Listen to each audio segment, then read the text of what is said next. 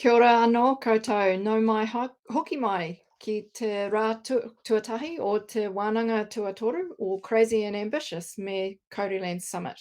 If you've just joined us for the first time this afternoon, welcome to you, or welcome back if you've been here for all of day one. This is session 2 of the Bioheritage Crazy and Ambitious 3 conference featuring the Kōreland Summit. This session is really woven around the action theme in Ngā Rākau Takitaki. You've heard from the Oranga theme this afternoon. Now we're on the Mobilising for Action. I'm going to hand straight over to our chair, Simon Palmer. No mai anō, Simon. Kia ora. Kia ora, thanks for that, Andrea. Mobilising for Action. This is a team researching the human dimensions of Ngāhere health in Aotearoa, and more specifically the people and communities affected by or at risk of being affected by Kauri dieback and myrtle rust.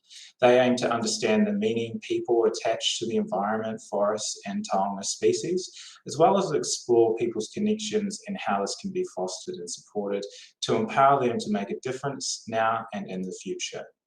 We'll now move to the pre-recorded video, Mobilising for Action. Kia ora.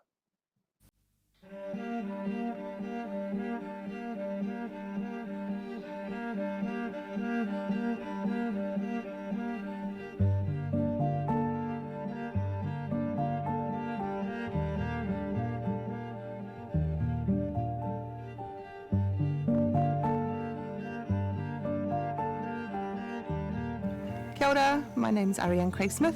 I'm a curator, a mother and a researcher, and I grew up in the Waikato Inlet in the Bay of Islands. I'm working on Toitu Te Ngāhere. I'm a project coordinator.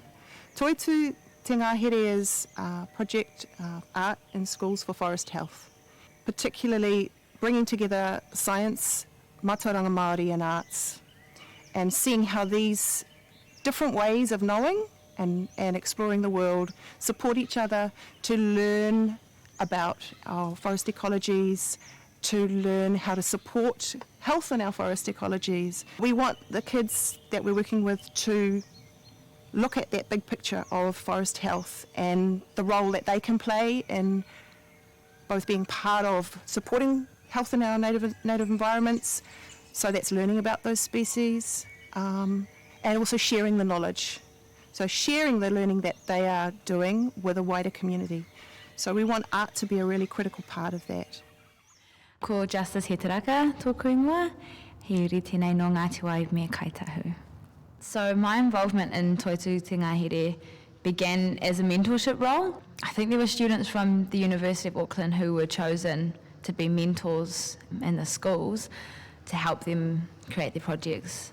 And I have now shifted into more of an advisory role, mainly to ensure that the mātauranga tuku iho component of this project has integrity, and just to help in the use of different pedagogies for learning, and the integration of art into the classroom and how that can be a really healing tool and a really powerful tool for learning. My whānau and my community mean everything to who I am as a person. And everything I do to make sure our people can prosper. And I think that my childhood and upbringing has taught me that there is another way for us to live and operate under tikanga and within Te Ao Māori that can provide a space for everyone to thrive and for our whenua to breathe. So the project's going to unfold across 2 years. In the first year we're working with 2 schools here in mainland Auckland, and then in the second year of the project we are planning to work on Aotea, Great Barrier Island, with the 3 schools there. What we're asking those schools to do is come on a journey, a collaborative journey with us, for the students and the teachers to really make the choices and lead that process. We are offering opportunities. We're offering opportunities to encounter different kinds of knowledge and experiences, but we really want to hear back from them. So it's a communicative, collaborative process that we're starting on with these schools. They each have a unique relationship to the landscape. So exploring that, looking into what is the current landscape, what are the histories of those sites, what knowledge is there within the community, within their families. Those things will all feed into how the project unfolds. There's 2 schools that we'll be working with here in Auckland. Both have amazing and unique sites and communities. We're working with a school in Beach Haven, Cody Park Primary School, and Kornini Primary on the edge of Titirangi, Glen Eden. My name's Andrew Duckett. I'm the principal here at Kornini School. I've been here nearly 6 years, and it's like a little wee hidden oasis. Unless you come here, you don't realise what a special and unique place Kornini School is. So Kornini, we're a mid-decile school, so it's reflective of the ethnic makeup of the school and the socio-economic mix. So we don't have well-off families, we have many working families and many families that are struggling. And what I notice is our families are really busy, so they're time poor but love their kids. And so trying to juggle home life with 2 parents working, trying to juggle supporting kids with their learning has a big impact on their ability to spend time at school. So as a school, I've observed they have a high trust in what we do. They value our learning programs, and when we put on school events, community events, they turn out in droves because I think that's their way of giving back. We're really lucky as a school to have over half our grounds in native bush, and so you think we have that resource, comes challenges, but also comes rewards. The challenges are around how do we resource it and maintain it, but the rewards are, well, we get to maintain it and we get to get the benefit out of using it. Probably the best part that our community and our staff and our kids would all recognise it's having the learning embedded in an authentic way into what we do here. So our restoration work is a big part of everything we do on a daily basis, and it involves eco-seed harvesting, it involves growing the seedlings, involves identifying the noxious weeds, removing them, and it involves planting them, and that's probably the best part. We get our community to come along and help us with that. What's happening really in learning within the taiao and the ngahere especially, what's happening is we're reconnecting with who we are as humans. Like the earth is our mother. We come from her. And we come from the atua who gave themselves to us to exist. And so that process for every individual, not just Māori, that process of understanding where we come from and then having the respect and the reverence and the ability to recognise that we are taina within that relationship. We've got a team of amazing mentors who will work very closely with the schools that are drawn from postgraduate study in arts, science, and they're going to be really crucial link to the students, working very closely with them and helping to tell their stories in the project. So we're going to invite those students to make work as part of their journey through the year, that they can share the learning they're doing about mātauranga, about science, about the forest, about different species, and they can share that then wider to the rest of the kids in their school, for instance, to their families perhaps, to the wider communities. Our creative side has been sorely neglected in schools, so you might say the arts, you might say in the arts, music, dance, visual arts, but really it's the whole process of creativity, and it's an area that has been quite difficult to re-embrace because of confidence amongst the profession, but also opportunities for that professional growth as well. What we're also seeing within the children is that, and the stuff that we already really knew, was that emotional connection to a learning, to the learning task gives far more enriched learning opportunities that'll last. We know that learning works really well with repetitive and revisiting of concepts, but we also know that learning works really well when there's an emotional connection to the process. So that's the important part for us, is finding that emotional connection that that will lead to the deeper understanding. Whether we know it or not, we are carrying generations of trauma from colonisation, and we see it in the state of our whānau who are dealing with poverty, in our health statistics, in imprisonment rates. We see it in crime in general, but most evidently for me, we see it in the state of our environment. And it's our tamariki who are going to be having to fix the mistakes that have been made over those generations.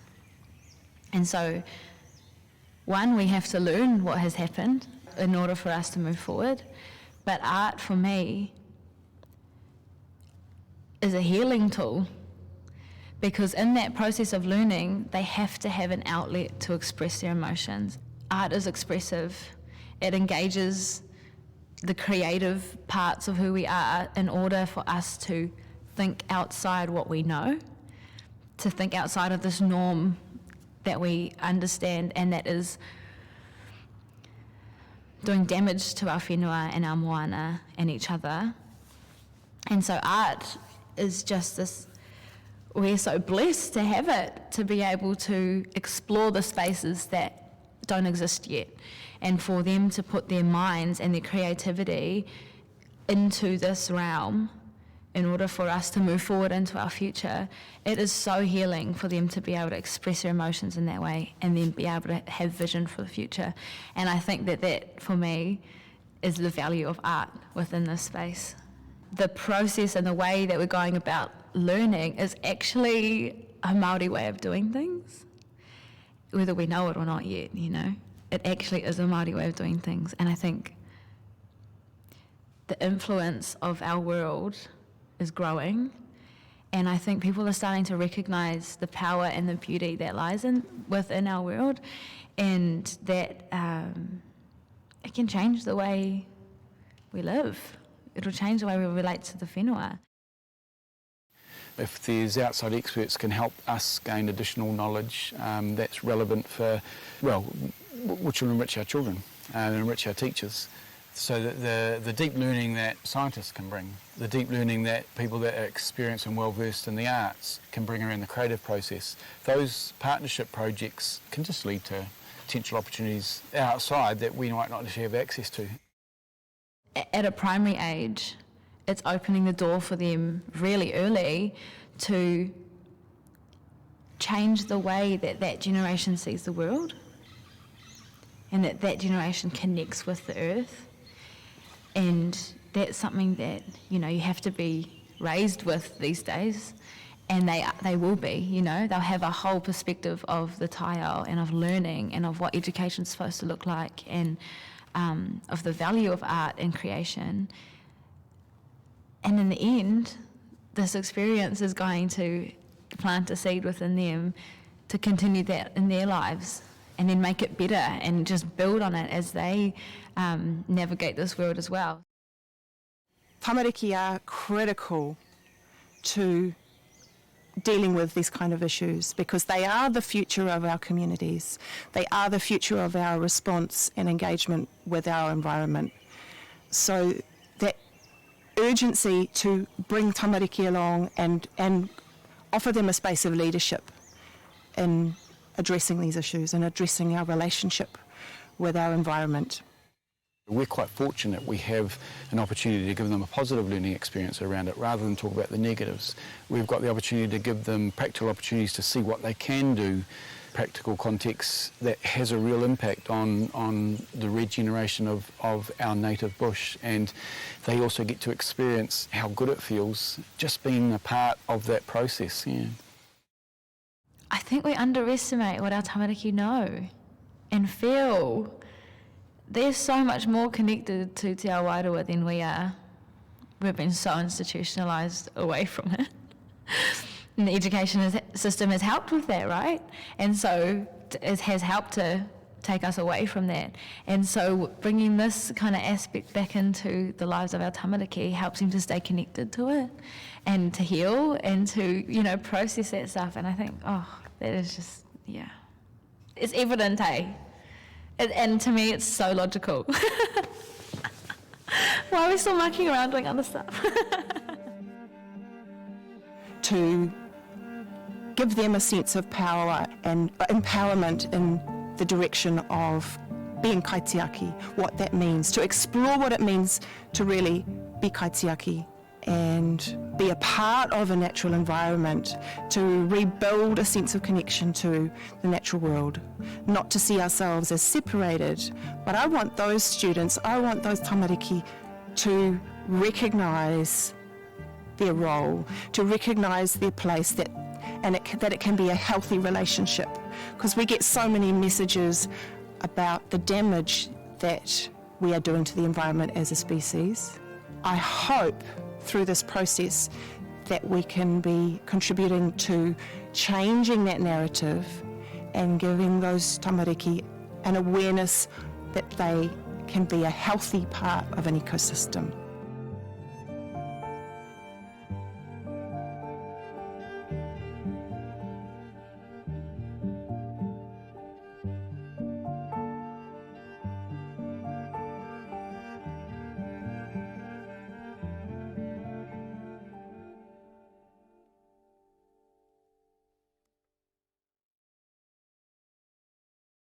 Well, kia ora, and thank you to Mobilising for Action for that awesome video.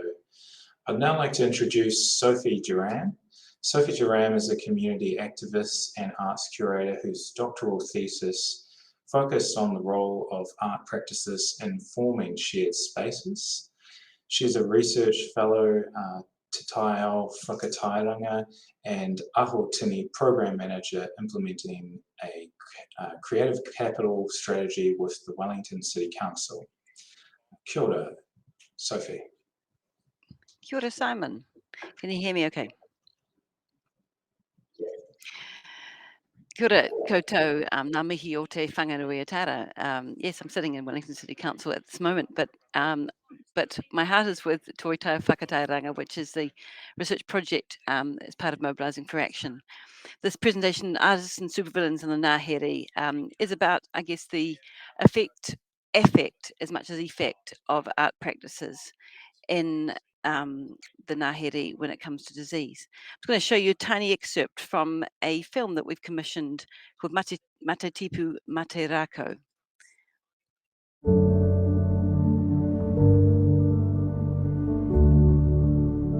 Myrtle rust is here forever. We've all heard about it. We're basically watching a species vanish.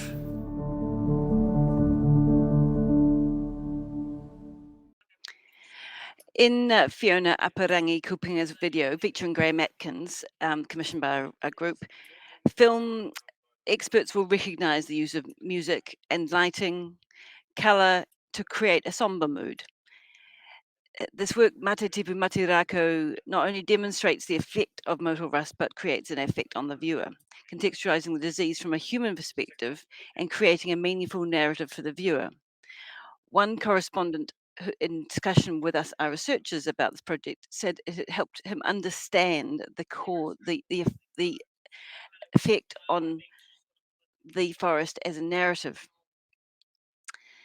So this is our project group, Toi Tau Whakatairanga. We are a people of hearts, heads and humour. Our history is in crossing between art, science, community and an increased awareness of our tauranga. Many of us have worked on the Kauri project together and have been brought together by Mark Harvey to develop ideas of public awareness around disease.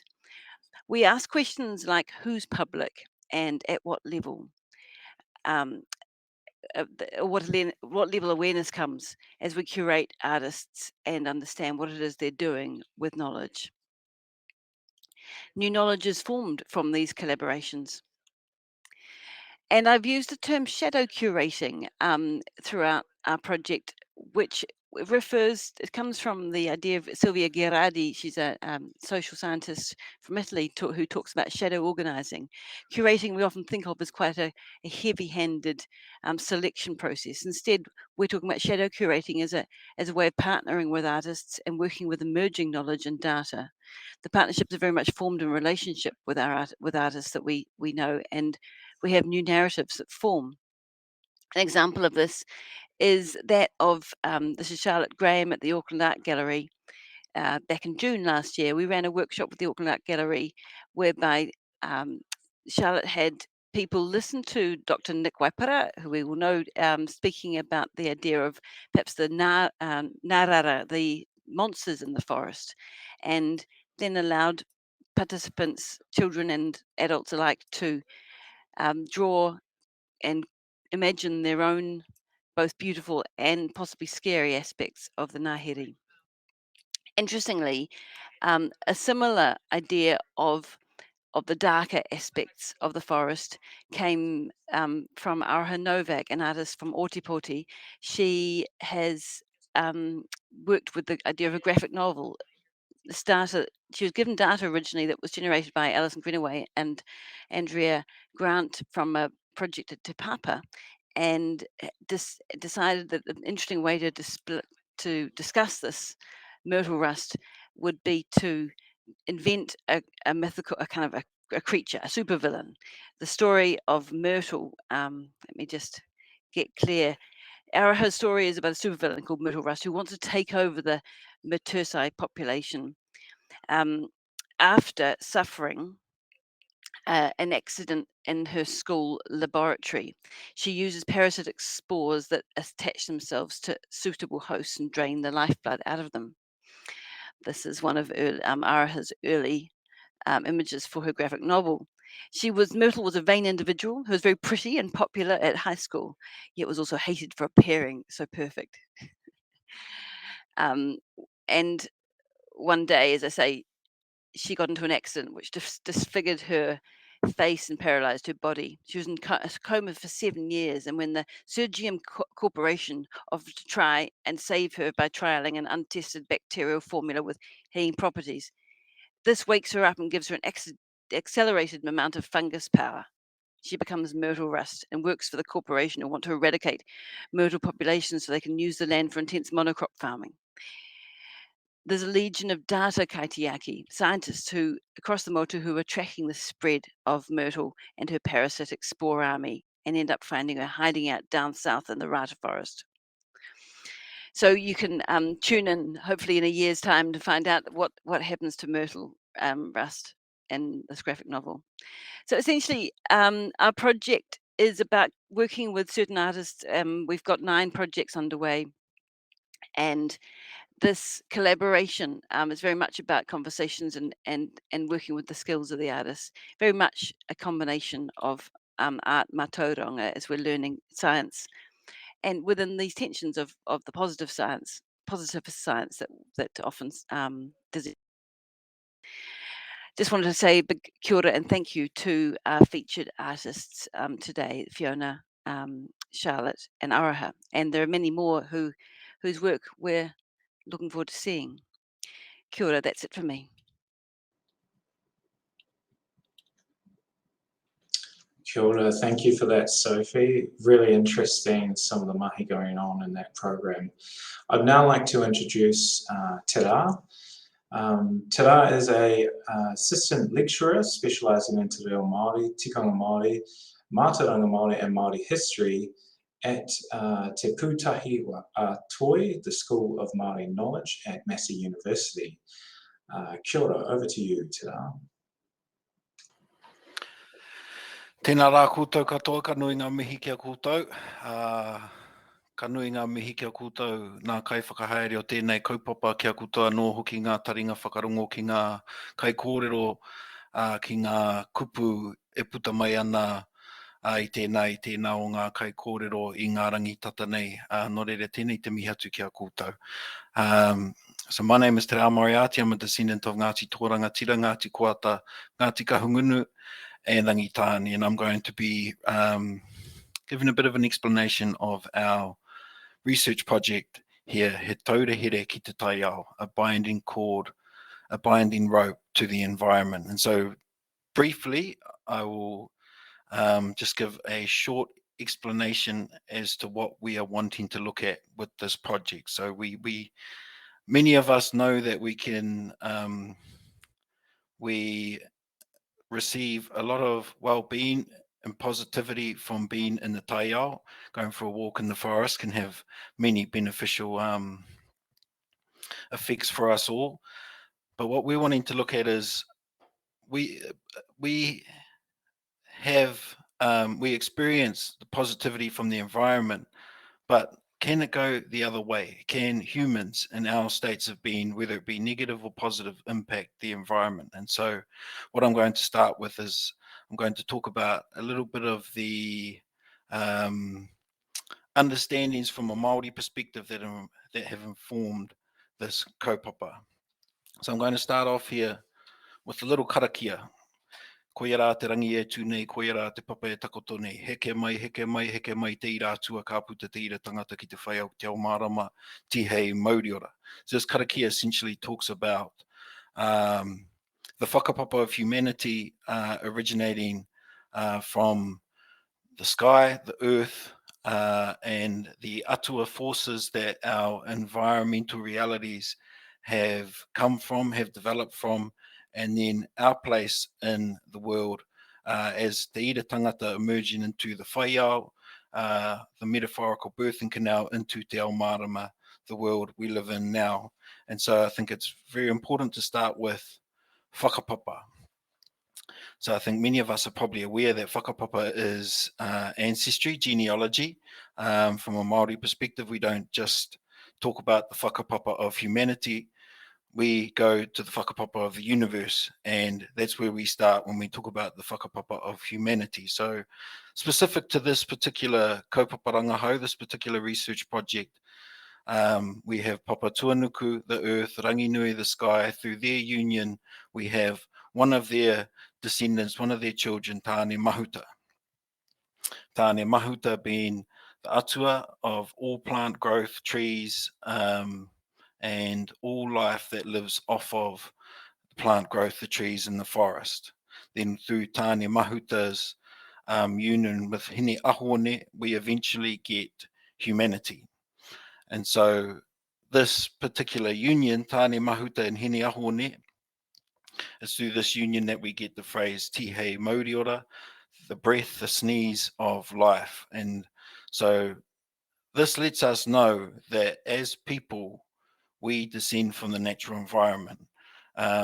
We have emerged, we have developed out of the natural environment. And this union here, Tāne Mahuta and Hine Ahone, is an essential step of humanity's descent from the natural environment. And so whakapapa is very important to inform ourselves and to remind ourselves that we are descendants of the universe, we are descendants of the natural environment, and in relation to this particular kaupapa here, we have an interconnectedness with our forests and with the environment that we live in and that we survive off of every day. So as I touched on Māori, Tihei Mauriora. What is Māori? Well, Māori essentially is necessary for all life to exist. And a Māori perspective, life cannot be without Māori. And so we talk about Māori that exists within a tree, Māori exists within a bird, Māori exists within the whenua, Māori exists within people, Māori even exists within rocks, water, and so everything in a Māori perspective that is alive has Māori. And so when we talk about the Māori of the forest, the Māori o te ngahere, we can talk about every individual species that lives in that particular forest and also the well-being, the health, the life force of that whole ecosystem. And something that tūpuna Māori, our ancestors used to do, was they would take a stone or they might carve something out of wood and they would use that and call that as a mauri to support the mauri of the forest. And so in terms of this project, this is relevant in a way that it shows the Maori belief and the Maori perspective and the Maori practice that we can influence the well-being of the natural environment through placing something like a Mauri stone in the forest. So this is influencing the well-being of the forest beyond planting a tree, beyond tending to invasive weeds. There's a belief that we can influence the well-being of the forest through using a Mauri stone or any particular thing that we want to use and determine it to be the Mauri.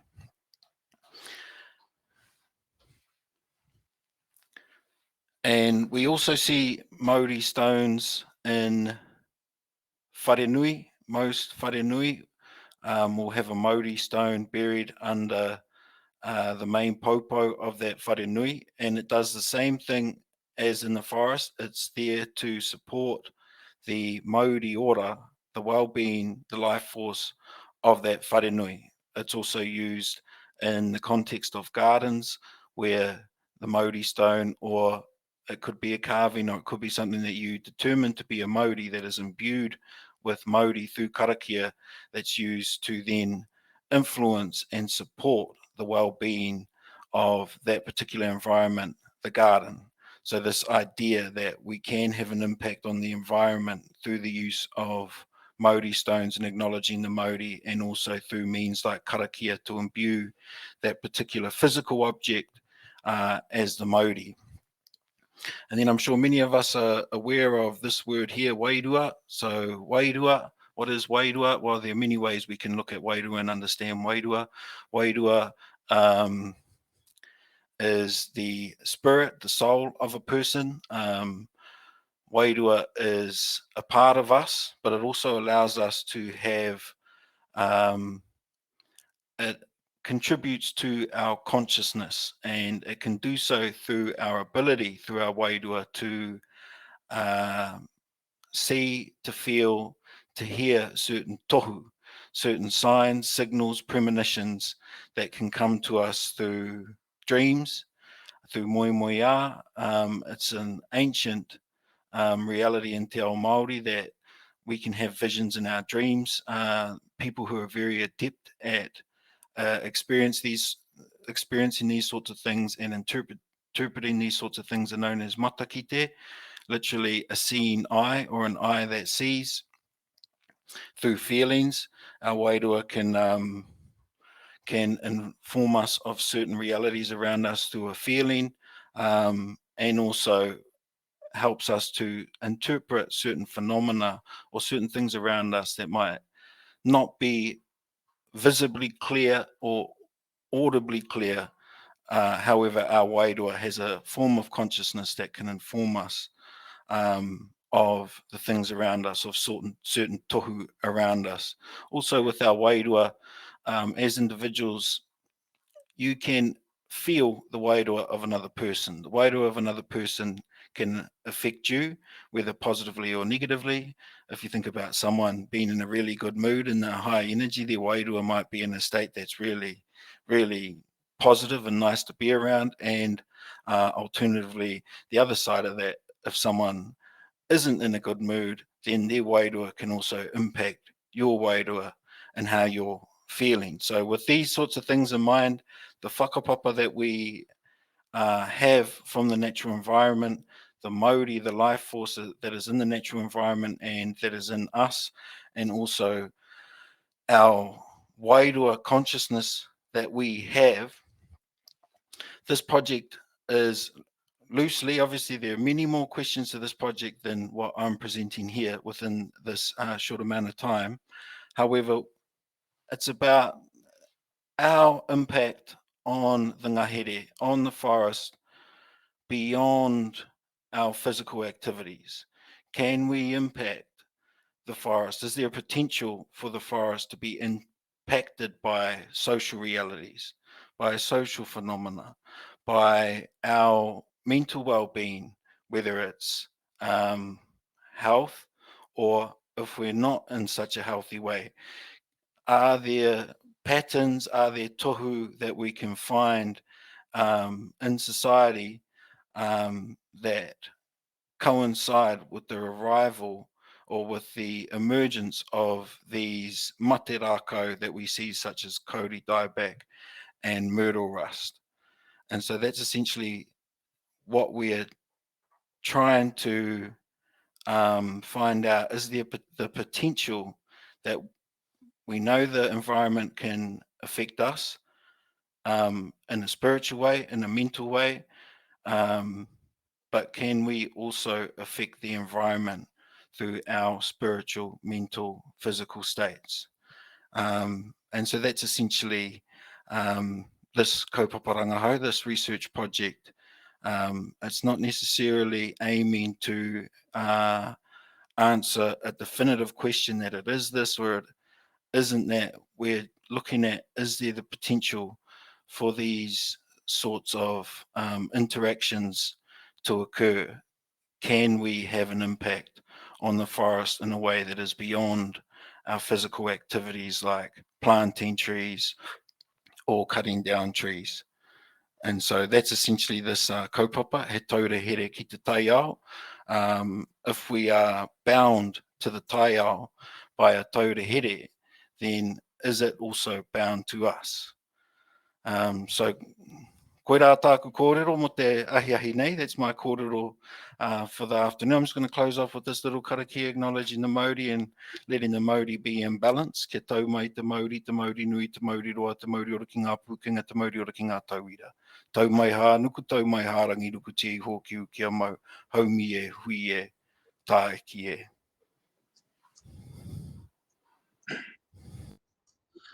Kia ora, thank you so much for that awesome presentation, Te Rā. I'm now going to pass it over to Andrea for the remainder of the session.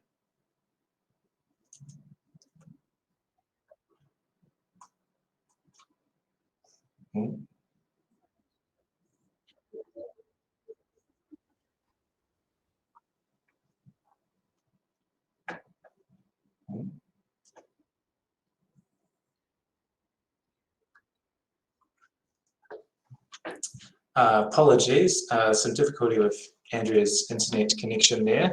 So what I'll do is I'll take on the next introduction, which is for Alison, who will be presenting on knowing people and connecting worlds, how Manaaki Whenua's research navigates the shifting social sphere of complex landscapes and the environments. Alison Greenaway focuses on the co-production of knowledge for sustainable development. Her work informs policy and organisation and research practices, shaping biosecurity and biodiversity in Aotearoa. Kia ora, Alison. Ngā mihi nui, tēnā koutou no Tamaki Makaurau, ko Alison Greenaway aho. Thank you very much for that. And thank you very much for the opportunity for Manaaki Whenua to talk about ourselves and our organisation, and particularly our social research. So I am a geographer who works in the Mobilising for Action program. So I'm delighted to be able to follow on, and I hope I can maybe honour some of what has been shared, because those sessions, those presentations have been fabulous. So I'm also the social change capability leader in Manaaki Whenua, and so that is how I come to talk to you today. So what I'm going to cover in is some things that keep me awake at night, but also a little bit about the landscape and policy governance team at Manaaki Whenua. I'm going to delve into social license to operate and talk about how relationships are key, and then looking at social practices as a way of understanding how society changes and with regards to the environment. And here, understanding relationships between things, ideas, and skills is key. But the key point for this presentation is about research practices always create impacts, and methods matter for Te Taio.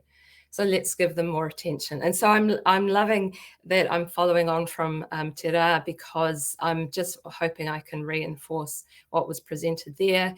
And Sophie's work shows that methods offer so much opportunity for our relationships with the environment. But first of all, a little bit about me, and I just want to say about why this is about what's keeping me awake at night. I am actually tired. I'm tired because of all the transitioning and the technology that I'm dealing with for my research. I spend a lot of time talking into a box and not seeing people. This embodiment of my research practice is actually tiring, and it has been keeping me awake at night. So these relationships of my research and how I do it and how I'm connecting with the environment are one of the things that I'm pondering, and are also so key from what we've been hearing. And that's a key part of how the research at Manaaki Whenua is very embodied. We go across lots of places in Aotearoa, and we share a lot of skills, a lot of knowledge, and connect with a range of different people. So social science informs much of what we do at Manaaki Whenua and how we do it. And there's also a strong team within Manaaki Whenua who focus primarily on social research, and they're called the Landscape Policy and Governance team. There are 25 researchers at the moment covering 20 different social science disciplines. 10 of these people moved to Aotearoa from overseas. Most are under the age of 45, and we're located across most of Manaaki Whenua's sites across the North and South Island. And we work not only in the Biological Heritage Challenge, but across most of the challenges. The people in the group here, most of the people here have been working with concepts of social practices and social license. So what I'm sharing to you today is work that my colleagues are developing through Manaaki Whenua, and they've been working with social practice theory, which is illustrated here on the slide, to understand opportunities for change related to soils, waste minimisation, land ownership decision-making, iconic trees, and knowledge governance. And this diagram here is to show that the way that we're thinking about how change happens and what people do is that when people say this is the way things have always been done, our research takes a deep dive into understanding the interconnection between the tools, the materials that people are working with. For example, it might be packaging, the skills required for the work that they're doing, and this might be hot composting, and the meanings or values that are involved in what they're doing. And so this might be that for packaging has a range of storage and health and safety functions. So again, it's the relationships between these meanings, materials, and competencies, these skills, and how they change that is really key for how we can change our relationships with the environment. Another thing that my colleagues are working on is looking at social license to operate. And again, relationships are so important when thinking about the social license of new tools and technologies and of policies and programs. So here, working with social license, colleagues are exploring questions of trust, legitimacy, motivation, and impacts. And this framework that has been developed through Manaaki Whenua was developed out of work related to pest control approaches and technologies, and is also being applied to work related to soils, well-being, and the circular economy.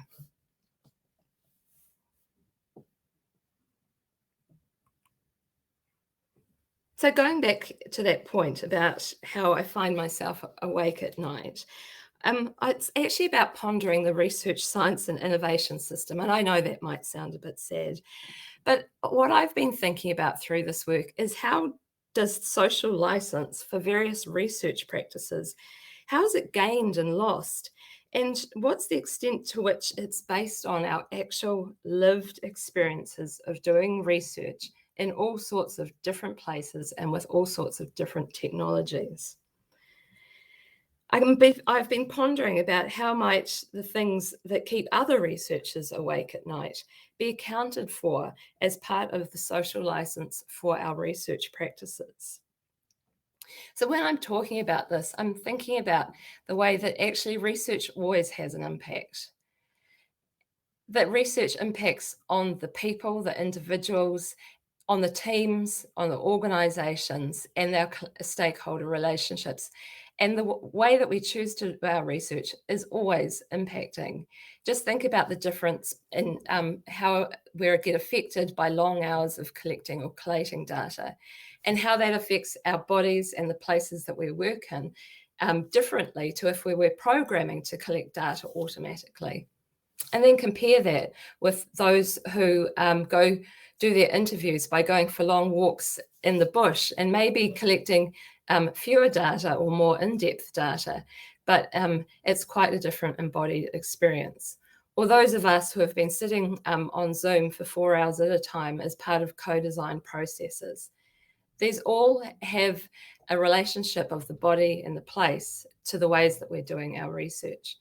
So methods are embodied, and they're embodied not just by the people, but they're embodied by the things that we're working with as well.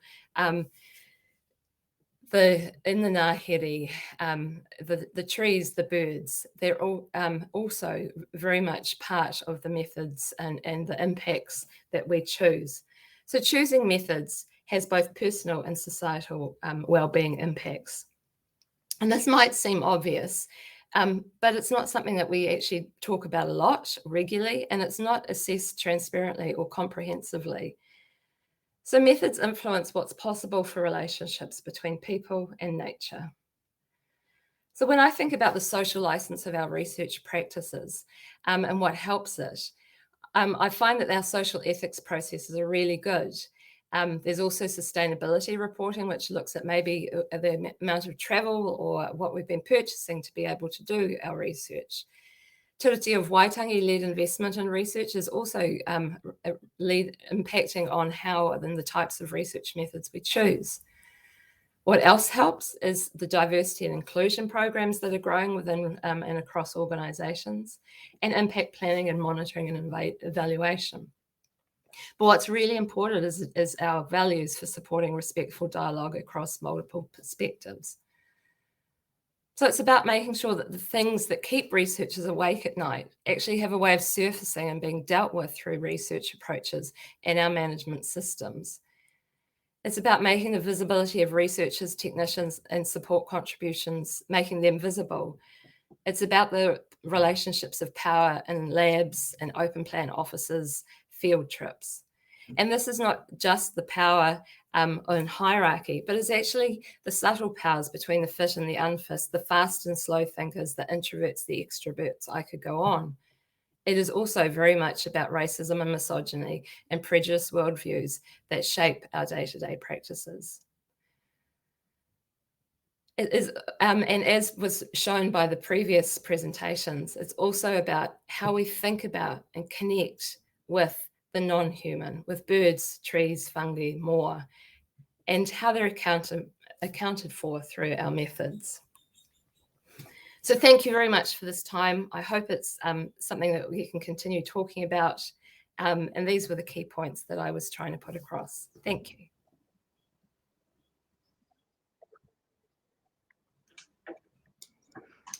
Okay. Kia ora koutou. We are over time, we know that. There is one question in the live Q&A for Tara, and I'm going to put that to Tara. We don't have much time for many more questions, so please, people, if you do have a question, get in there quickly, and then we'll close off this session very shortly. So Tara, there was a question for you around how are some of the things that you spoke about measured? Well, actually, the person wrote, how is this measured? And I'm not sure what they were referring to. So if you want to talk about some measurements, that would be wonderful. Thank you. I mean, in terms of Māori, we can measure Māori in terms of how healthy a tree looks or how healthy an ecosystem looks. If a tree is flourishing, it's in a state of Māori order. When a tree starts to break down and starts to die, its Māori is starting to wane and starting to dissipate. But we also see when it starts to feed the earth, that its Māori goes back into the Māori order of the earth and starts to help with the fertility of the earth. I mean, in terms of wairua, wairua is definitely something that has been experienced for since time immemorial, and we talk about it very regularly in Te Ao Māori. Wairua is something that you may be able to feel, or you may be able to experience if you come across a certain place, a certain house, a certain setting where there is some sort of wairua there, some sort of wairua energy or entity there. It can have a physical impact on your body. It can start to emanate from around here. You can get chills all over your skin. Your eyes might start to water. So these are the sorts of experiences that we know through wairua. Even though we talk about wairua as the spirit, it can have a physical impact on your body, and you can physically experience that. I'm not sure if that actually touches on the question or the intricacies or the nuance of where the question came from, but we can see Māori, we can hear Māori. If we go into a forest and there are a lot of birds around, the trees are healthy and the birds have a lot of kai eating off of the trees, then the Māori order there is present and you can hear it and you can see it. But then with the wairua, it's more of a sensory thing that can be beyond sight and sound, and it can literally be a physical experience or a physical reaction to the wairua of a certain area, and something that might kind of exemplify it in Te Ao Māori, te ihi, te wehi, te wana, te ihi, the emanation of energy, the wana, the wehi, the experience of it, which is what I was speaking about earlier, those sorts of, you might get goosebumps on your skin, you might sort of feel some vibrating throughout your sort of, I get it on starts from my neck, goes around my head. You might get, goosebumps, your eyes might start to water. And then the wana are those two things together. So we have cultural ways of understanding our experience with wairua, and with energies that might be unseen to the eye. These understandings have been passed down for a long, long time. I hope that answers something to do with the question. Okay, ngā mihi tara, thank you for that. It more than answered the question. It was wonderful for Karo to end our day. Thank you.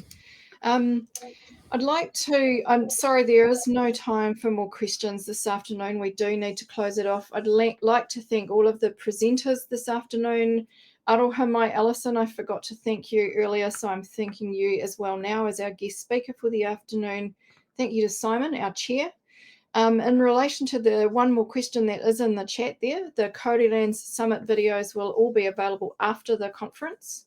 So that concludes Rā Tuatahi o Te Wānanga Tuatoru, or Crazy and Ambitious, me Kāori Lands Summit, Day 1, Session 2 of the BiHeritage Crazy and Ambitious 3 conference and the Kāori Lands Summit. I'd like to give a huge ngā mihi thank you to all of today's presenters and also to all of you, the participants online, for your engagement.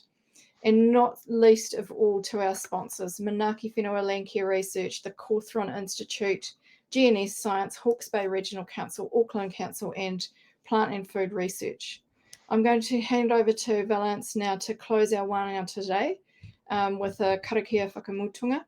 Ka kite anō and hei a popo. Bye for now and see you all tomorrow. Kia ora, Valence. Tēnā no koutou katoa te whānau. Tēnā koutou i ngā kai kōrero o ngā kai kouwhau o te pai.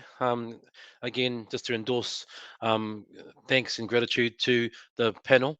And just see Te Rā was talking about in terms of wairua,